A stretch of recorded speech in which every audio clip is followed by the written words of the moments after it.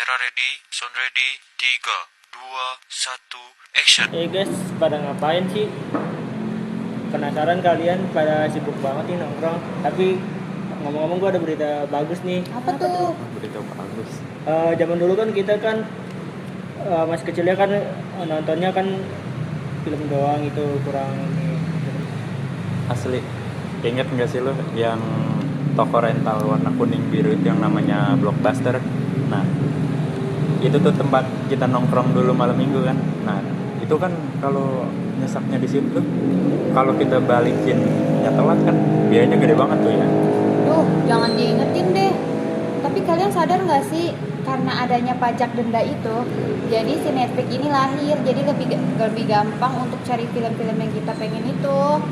Nah, cocok tuh buat materi kita tentang inovasi pelayanan. Netflix paham gak sih apa yang bikin pelanggan gak nyaman, terus mereka jadiin peluang bisnis. Tapi aneh ya, Blockbuster itu kan raksasanya banget dulu. Masa mereka nggak sadar kalau orang-orang tuh benci banget sama sistem denda itu? Nah, itu mah sombong kali, Will. Secara dihitung bisnis kan 16% keuntungan mereka itu dari denda ya.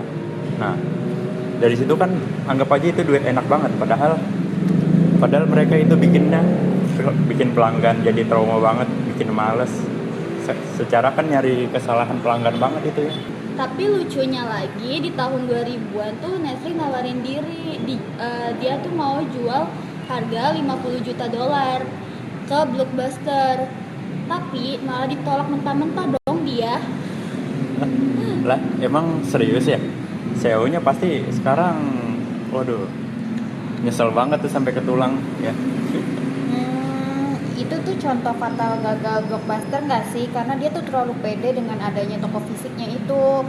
Padahal tuh kalau zaman sekarang tuh dengan adanya internet dan media sekarang tuh jadi lebih gampang untuk mencari film-film yang kita pengen gitu. Nah, pas internet makin kenceng, Netflix tuh malah fokus ke streaming. Mereka tuh nggak perlu tuh buka toko fisik lagi, cukup server sama aplikasi aja. Itu kan algoritmanya itu maksudnya yang suka ngasih rekomendasi film di berada itu kan bukan kan? Betul, Netflix tuh nyimpen data kebiasaan penonton. Jadi mereka tuh tahu genre favorit kita, kapan kita pause, sampai film apa yang kita sering ditonton. Sedangkan Blockbuster tuh dulu mana tahu selera kita sama detailnya ya pula. Paling kita cuma muter-muter rak sendiri, terus kalau filmnya habis ya udah pulang dengan tangan kosong. Bener nggak sih? Berarti kesimpulan teknologi itu cuma alat ya. Yang paling penting itu gimana kita punya strategi inovasi yang dengerin kebutuhan manusia tahu. Setuju sih. Nah, itu pelajaran sih buat kita ya. Kalau kita bikin bisnis apa usaha layanan tuh usahain kita jangan kaku. Kita juga jangan